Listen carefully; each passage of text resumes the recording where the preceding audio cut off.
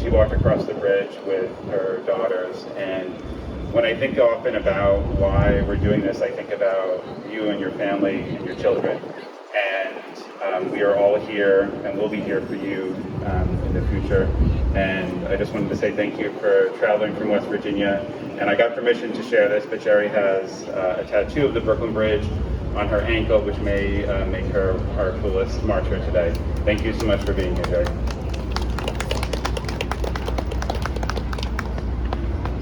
Thank you, Chris. Well, as Chris said, my name is Jerry Vance, and I'm from Princeton, West Virginia. I'm a COVID survivor, a COVID widow, a mom, a teacher, a travel agent, and now I've added COVID advocate to that list of titles.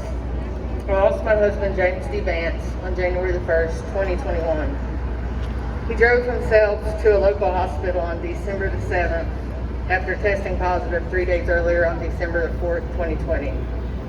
We didn't really think he was that bad. We thought we were ahead of it, get some medicine, and he would be back home. December the 7th is the last time that we saw my husband alive. That night, he was transferred from our local hospital to West Virginia University's to a bigger hospital where they had COVID beds available. Less than 24 hours later, he was flown to Pittsburgh, Pennsylvania to be placed on a ventilator and ECMO. He was 5 hours away from home, alone. My entire family, including my kids, spent December fighting COVID. We had all tested positive the same week. We have 3 kids. Tyler is 22. He couldn't be with us today. Julia's 12 and Jamie is 7. James was a Marine Corps veteran, a recently retired police lieutenant, a son, a brother, my husband and soulmate, and his favorite title was Daddy. James was such an amazing dad to our children. When I first lost James, I felt so alone. No one around me understood the hurt, pain, and guilt that I was going through.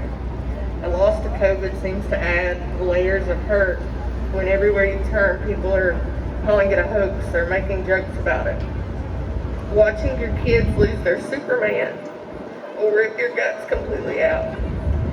Sitting your children down to tell them that their daddy is no longer here will always be the hardest thing that I've ever had to do.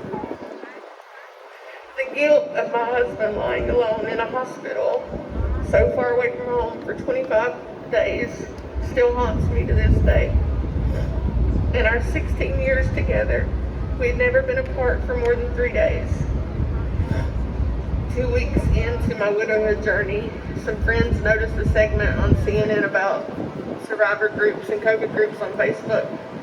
I immediately searched, and I think I joined every group I could find, from every group that's represented here today, basically. Suddenly, I didn't feel so alone anymore. Hearing others tell their stories, which are scarily similar, helped when we were able to talk and relate with each other. These groups seem to work so well because our stories are so similar. Becoming an advocate has helped me through this extremely tough time. It helps to focus my hurt and pain into something good, something to help everyone in the COVID community. I will always take the time, no matter how hard, to tell our story. I connected with COVID Survivors for Change because I needed to make a difference. I want to make a difference. I want my kids to see me standing strong for a cause that I believe in. I want people to put a face on this monster that we call COVID. I want people to see the 43,000 kids who are like my children, who are now stuck growing up without a parent.